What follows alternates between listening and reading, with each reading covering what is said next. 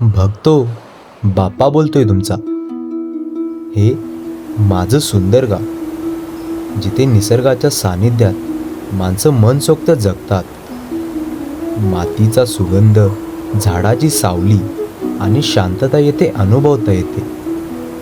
नाहीत उंच इमारती येथे, नाही ट्रॅफिकचा गोंधळ, पण आहे शांतता आणि समाधान.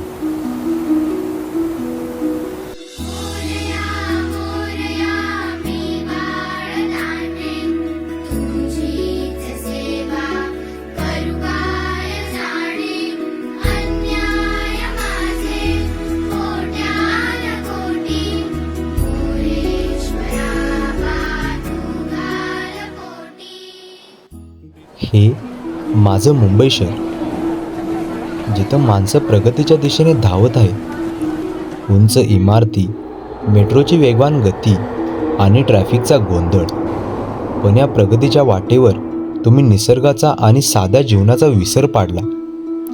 याचंच एक उदाहरण म्हणजे मुंबईमधील आरे जंगलतोड.